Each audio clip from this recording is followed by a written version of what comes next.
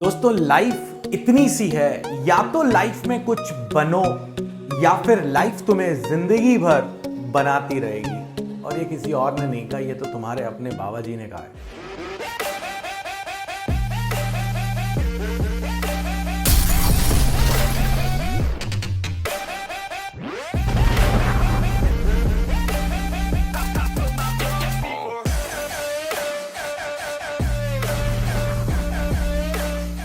यार इस वीडियो में हम लोग बात करने वाले हैं circuit containing only resistor, inductor and capacitor. वैसे ओनली वर्ड लगाने की कोई जरूरत नहीं है, क्योंकि अब और क्या करने वाले हो आपने आर बता दिया, एल बता दिया, सी बता दिया, आर एल बता दिया, आर सी बता दिया। अब हमारे पास टाइम आ गया है आर एल सी सर्किट का, यानी कि अब हम लोग बात करने जा रहे हैं कि अगर सर्किट के अंदर रजिस्टर भी है, इंडक्टर भी है और कैपेसिटर भी है तो क्या होगा। कुछ नहीं होगा, बहुत सिंपल है, जैसा हम पुराने वीडियोस में करते आ रहे हैं। अगर तुमने नहीं देखा है तो 5-5 मिनट के वीडियोस हैं दोस्तों, देखते चले जाओ। एसी के जो कॉन्सेप्ट हैं वो बहुत अच्छे होते चले जाएंगे। अब ये हमसे कह रहा है कि भाई रजिस्टर लगा हुआ है, हमने कहा ठीक है रजिस्टर लगा दिया, इंडक्टर लगा दिया, कैपेसिटर लगा दिया और यहां पर एक एसी का सोर्स लगा दिया V0 sin ओमेगा टी। मुझसे ये कहा गया कि सीरीज में है, जब ये सीरीज में है तो यहां से जो करंट आएगा वो आई होगा और वो तीनों में सेम होगा, रजिस्टर में भी, इंडक्टर में भी और कैपेसिटर में भी, क्योंकि ये सीरीज में है।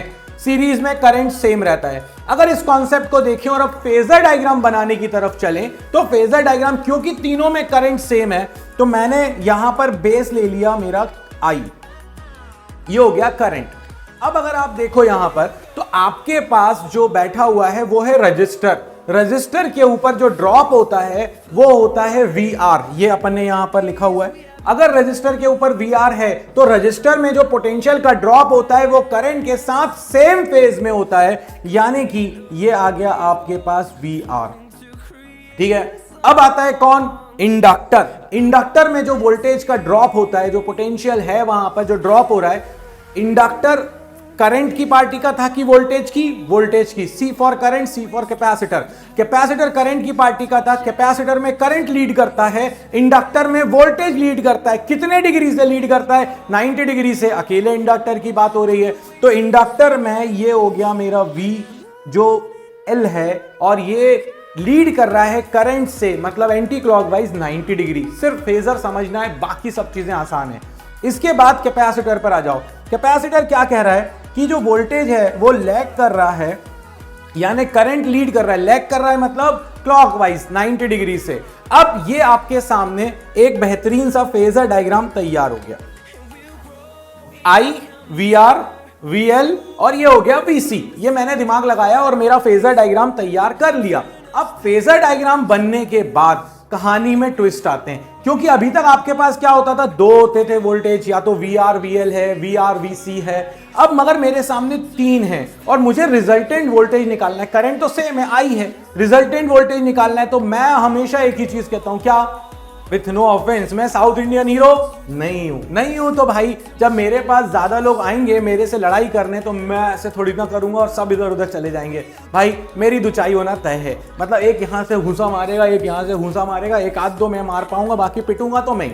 ये बात तो पक्की है, क्योंकि एक से ज्यादा है। तो अब क्या करें अपन, हमने कहा भाई डिवाइड एंड रूल, मतलब कि एक बार में हम दो को ही लेंगे और फिर उन दोनों का जो रिजल्टेंट आएगा उसको तीसरे के साथ सॉल्व करेंगे। क्वेश्चन ये है कि VR है, VL है और VC है, तो अब पहले किस दोनों को ले लें, VL और VC को ले लें कि VR और VL को ले लें कि VR और VC को ले लें। तो मेरा कहना ये, एक ऊपर जा रहा है VL, एक नीचे जा रहा है VC, तो यार ये दोनों अपोजिट है, आसानी से रिजल्टेंट निकाल सकते हैं अपन। इसीलिए यहां पर अब अपन केसेस बनाने जा रहे हैं और पहला केस है जब VL ग्रेटर देन होगा VC से, यानी कि VL ऊपर जो वोल्टेज है वो VC से ज्यादा होगा। अगर VL ज्यादा हुआ VC से तो क्या होगा, जो रिजल्टेंट आएगा वो आएगा VL माइनस VC और वो आएगा अपवर्ड्स। इधर कौन है, VR।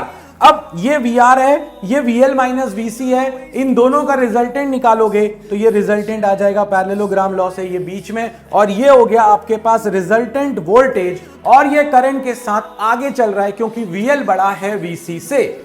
और अब आपका जो रिजल्टेंट आएगा वो क्या आएगा, मैं हमेशा से आप सभी लोगों से कहता हूं कि ट्राइंगल पकड़ो, ट्राइंगल। अब यहां पर गौर से देखो, ये बन गया वो ट्राइंगल जो तुम्हें पकड़ना है। ठीक है। अब ये देखोगे तो ये VR हो गया इसका बेस, और ये हाइट जो है ये किसके बराबर है, VL माइनस VC के, और हाइपोटेन्यूज जो है वो तुम्हारा रिजल्टेंट है। या तो वेक्टर वाला लंबा चौड़ा फॉर्मूला देखो, नहीं तो यहाँ पे दिख रहा है राइट एंगल टाइप से, ठीक है। सो ये हो गया VR, ये हो गया VL माइनस VC, रिजल्टेंट है V। क्या आएगा ये, अगर अपन देखें तो ये हाइपोटेन्यूज है, यानी कि ये हो जाएगा अपने पास V is equal to under the root of base square that is VR square and VL minus VC whole square. तो अब मेरे पास इक्वेशन तैयार है V की। अगर इक्वेशन तैयार है तो VR है I इंटू R, VL हो जाएगा I इंटू XL, VC हो जाएगा I इंटू XC। ये तो हम सीख चुके हैं। और अगर अपन कंप्लीट सर्किट की बात करें तो V is equal to IZ हो जाएगा। तो अगर हम यहां पर अब वैल्यूज रखें तो देखो जरा, VR की जगह पर हमने रख दिया I इंटू R का स्क्वायर, VL की जगह रख दिया I इंटू XL, VC की जगह रख दिया I इंटू XC। इसका क्या था, VL माइनस VC का स्क्वायर। पूरे में I कॉमन है, देखो गौर से, यहां पर भी I है, यहां पर भी I है, यहां पर भी I है, तो I स्क्वायर जो है ये आ जाएगा इसमें बाहर। और जैसे ही I स्क्वायर बाहर आ जाएगा, अंडर रूट में बचेगा R square plus XL minus XC का होल स्क्वायर, और I स्क्वायर रूट के बाहर आ जाएगा I, और वो I यहां से उठ के यहां आ जाएगा। मतलब अल्टीमेटली आपके पास बन जाएगा V बाय I। और किसी सर्किट में जो V बाय I होता है अपने पास, वो ही होता है Z। जब सर्किट में एक से ज्यादा एलिमेंट हो तो ये आपका निकल कर आ चुका है impedance, and that impedance is equal to under the root of R square plus XL minus XC का होल स्क्वायर। यार इसमें कुछ भी नहीं था, जब RL सर्किट था तो under root R square plus XL square था, जब RC था तो under root R square plus XC square था, जब RLC आ गया तो under root R square plus XL minus XC का होल स्क्वायर आ गया। यार XL अलग भागता है, XC अलग भागता है, ये तो हमें पता ही है। और XL की वैल्यू रख दो ओमेगा L, XC की वैल्यू रख दो 1 अपॉन ओमेगा C, तो तुम्हारी बुक का वो डरावना वाला फॉर्मूला भी बन जाएगा। वो फॉर्मूला जिसको देख के तुम्हें लगता है अरे ये क्या हो गया, कुछ नहीं हुआ है भाई, वो XL और XC की वैल्यू रख दी है उन्होंने, तुम जबरदस्ती डर रहे हो यार, है ना। आप डरने वाली तो वैसे भी बात नहीं है। चलो अब अगर मुझसे कोई कहे फेज निकाल के लाओ, तो मैंने कहा ओके, फेज निकालने में क्या है गुरु, अपन को तो वही ट्राइंगल देखना था ना यार। ये है अपने पास V, ये है अपने पास I, और ये है अपने पास VR।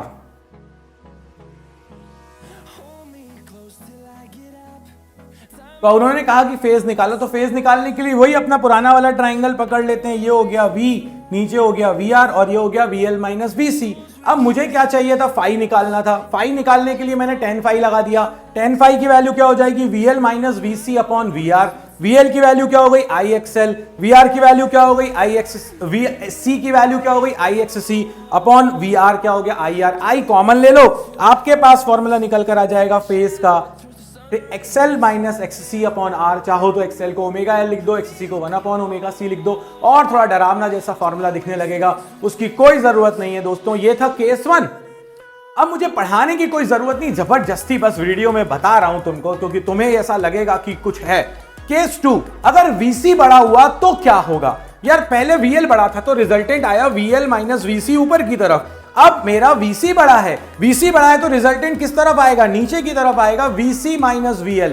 और अगर रिजल्टेंट आएगा, अगर इस केस में मैं आपसे कहूं कि VC is greater than VL, तो बाबा जी बोलेंगे कि VC माइनस VL आ जाएगा नीचे की तरफ। ये VR था, I भी उधर ही था, और ये रिजल्टेंट आ गया आपके पास। अब कौन सा ट्राइंगल ढूंढोगे, मैंने तुमसे पहले भी कहा था, सेम ये वाला ट्राइंगल। अब इस ट्राइंगल को देखो तो हमारे पास जो V है ये बैठा हुआ है V, ये, और ये जो है ये हो जाएगा VC माइनस VL, और बेस वाला हो गया VR। तो क्या बनेगा, पूरी कहानी वही है, V is equal to under root VR square plus वहां पर था VL माइनस VC का स्क्वायर, यहां पर हो जाएगा VC माइनस VL का whole square, VC minus VL का होल स्क्वायर। कुछ भी नहीं हुआ, स्क्वायर है तो XL माइनस XC लिखो या XC माइनस XL लिखो, कोई फर्क नहीं पड़ता, क्योंकि X अंदर जो है ये इसका स्क्वायर है। ये देखो ये यहां पर स्क्वायर है, अगर स्क्वायर है तो VL माइनस VC लिखो या VC माइनस VL लिखो, कोई फर्क पड़ने वाला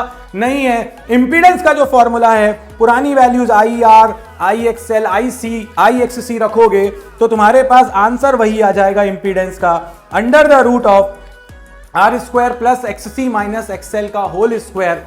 फॉर्मूले में कोई चेंज नहीं आया, सिर्फ एक्सएल और एक्ससी ने अपने आप को स्वैप कर लिया, बट हां फेज में डिफरेंस आया। पहले लीड कर रहा था वोल्टेज, अब लीड कर रहा है करंट। पहले था tan phi XL minus XC, अब क्या हो जाएगा, अब हमारे पास tan phi आ जाएगा XC माइनस XL। क्यों? क्योंकि नीचे जो है वो VC माइनस VL है, बेस जो है वो VR है, तो जो tan phi निकल कर आएगा उसी ट्राइंगल में जो अभी दिखाया मैंने तुमको, उसमें तुम्हारे पास निकल कर आ जाएगा tan phi is equal to XC minus XL upon R। XC को 1 अपॉन ओमेगा C, XL को ओमेगा L अपॉन R। सिर्फ फेज में डिफरेंस आया, इंपीडेंस में कोई चेंज आने वाला नहीं है। वो V by I is equal to under root R square plus XC minus XL या XL माइनस XC का स्क्वायर ही रहेगा। अब आता है तीसरा केस, यहां पर बस थोड़ी सी बात बताऊंगा उसकी नेक्स्ट वीडियो में, जब हम रेजोनेंस के बारे में बात करेंगे तब हम बहुत इंपॉर्टेंट बातें करेंगे उससे रिलेटेड। तीसरा केस, जी पहले वाले में VL बड़ा था, दूसरे वाले में VC बड़ा था, अगर VL और VC इक्वल हो गए तो तो क्या होगा, बहुत मैजिकल फिनोमेना हुई। रेडियो सुनते हो कि नहीं, बस वैसे ही कुछ कुछ होने वाला है, बट उसके लिए थोड़ा सब्र करो, पहले अपन इस केस को थोड़ा सा समझ लेते हैं। तो ये क्या कह रहा है अपन से, अगर VL और VC बड़े हो जाए, इक्वल हो जाए, तो भाई एक VL और VC कैंसिल, तो रिजल्टेंट वोल्टेज सिर्फ VR के बराबर हो गया, जो कि करंट के साथ सेम फेज में है। तो आपके पास जो tan phi जो आपके पास V निकल कर आएगा, पहले होता था under root of VR square plus VL minus VC का स्क्वायर या VC माइनस VL का, अब दोनों इक्वल हैं, तो जो रिजल्टेंट है वो आपका बराबर हो चुका है VR के।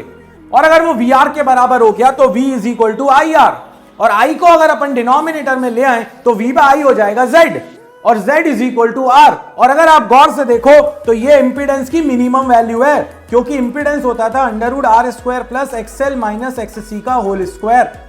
और अगर आप देखो तो ये चीज कभी नेगेटिव हो नहीं सकती, XL माइनस XC, इसकी मिनिमम वैल्यू हो सकती थी 0, और R कभी बदलता नहीं है। इसका मतलब है Z की मिनिमम वैल्यू जो है वो R के बराबर हो सकती थी, और इस समय हो चुकी है। और अगर XL और XC इक्वल हैं तो कहानी खत्म हो गई, Z जो है वो मिनिमम हो गया, R के बराबर हो गया है, करंट इस समय मैक्सिमम हो जाएगा।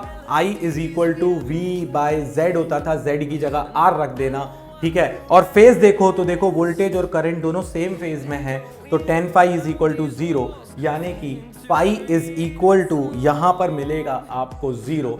सो phase difference is 0, voltage and current are in same phase. जब VL बड़ा होता है तो वोल्टेज लीड करता है, जब VC बड़ा होता है तो करंट लीड करता है। जब VL और VC दोनों इक्वल हो जाते हैं तो वोल्टेज और करंट दोनों सेम फेज में आ जाते हैं। तो भाई यहां पर RL सर्किट का डिटेल्ड एनालिसिस खत्म होता है। ज्यादा कुछ भी नहीं है यार दोस्तों, ज्यादा कुछ भी नहीं है, दिमाग में बस इसको बैठा के रखो, और चीजें उतनी ही हैं, बस क्रिस्प वे में अपन को पढ़ते रहना है, आगे बढ़ते रहना है, और इसी तरह से मचाते रहना है। लाइक शेयर सब्सक्राइब करना गलती से भी मत भूलना। और अगर तुम्हें ये लगता है कि तुम्हें बहुत कुछ आने लगा है तो बहुत अच्छी बात है, और अगर नहीं लगता है ऐसा आ रहा है तो भाई 12th प्रो पर आ जाओ, अभी भी तुम्हारे पास मौका है, तुम्हारे पास चांस है कि तुम अभी भी 90 प्लस स्कोर कर सकते हो। इतना काफ़ी है इस वीडियो में। डिस्क्रिप्शन में नोट्स मिलेंगे, डाउनलोड कर लेना, प्रिंट ले लेना और पढ़ना भी शुरू कर देना। इस वीडियो में इतना ही। जय हो।